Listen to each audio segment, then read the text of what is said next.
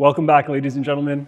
My name is Raza, and today we're gonna go over one of the most fundamental concepts when it comes to squash. I'm gonna teach you how to optimize your serve. Get ready. So what is the serve and why is it so important? Obviously, when you start a rally off, you are going to begin by serving to your opponent. And just for those who are very new to the sport, you always have to serve into the opposite back quadrant of the court. So if you start off serving from this right service box, you must serve into this back left service box area. Now, what makes a really good serve? I'm gonna take you through a few steps. First of all, the goal of a good serve is to apply pressure on your opponent and ideally force a weak return or maybe even hit an ace. Now, how do you do that?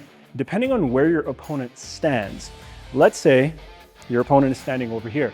What you want to try and do is you want to try to hit the sidewall perpendicular to where your opponent is standing, because what this does is it forces them to take a very challenging volley when the ball is right on the sidewall. So when it comes to your target, you must do your best to try to hit it perpendicular to your opponent. That's the fundamental premise of hitting a good serve. Now, what that really is doing is it's forcing them into a decision. The decision is, do I step forward and volley it before it hits the sidewall, or do I let it come off the sidewall, step back, and then volley it? And then when they have that decision, they also have to think about, do I hit straight, do I hit cross, in addition to the do I volley or do early or volley late? And oftentimes people make the wrong decision because they're unaware and they just try to volley it right on the sidewall. And that's actually exactly what you want them doing to put them in a compromised position when it comes to the return. Now, if someone is uncomfortable volleying, then they let the ball go and they drop. It drops in the back, at which point you have now achieved your objective, which is put them in the back. If you hit the serve with the right weight of stroke, the right power, the ball drops and then the person is in heaps of trouble. Now, when it comes to the serve, you have a couple of options. You can serve a forehand serve. So you could potentially serve like this from the right side, or you can serve a backhand serve where you're gonna serve this way from the right side. Depending on your skill levels, your comfort zone, you have to choose what works best for you and what makes the most sense to you. But what is important is that you get the right angle, and in my mind, use height on the front wall. How do you do that? I'm just gonna give you one of the most common mistakes people make. If people serve through the middle of the court, chances are that they're hitting the ball when serving from the right side a little bit too late. So the correction that you need to make if you're serving from the right side and you're hitting the ball in the middle of the court is make contact slightly further in front. If you're hitting the sidewall too early, and let's say you're serving from the right side of the court and it's coming and hitting the sidewall here instead of hitting the sidewall back here, then you are likely hitting the ball too early and you need to hit later. So super sharp angle like that means that you need to hit the ball a little bit, instead of so far in front of you, a little bit later.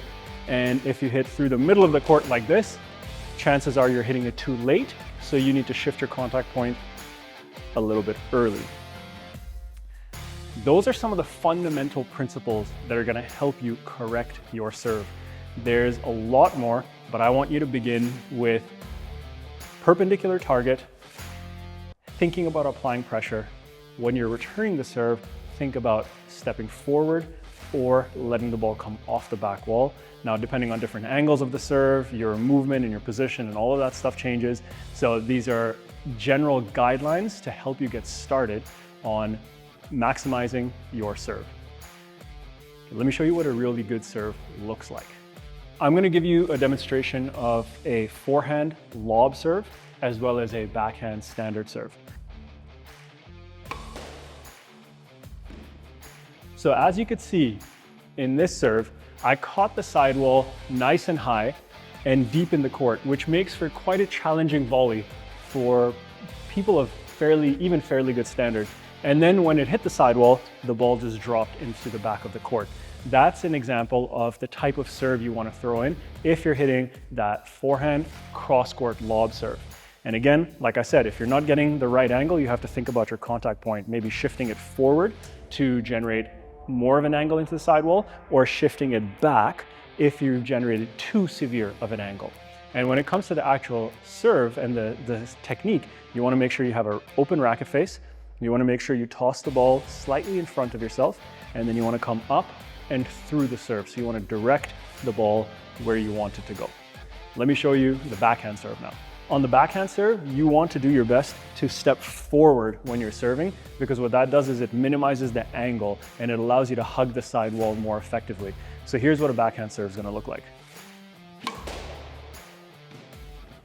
Now that one was probably slightly short. It caught the sidewall somewhere around here. Again, depending on where your opponent is. For pros, that's a good serve, especially if the ball's a little bit warmer, because it'll just travel a little further in the court. Pros will typically stand by the edge of the service box.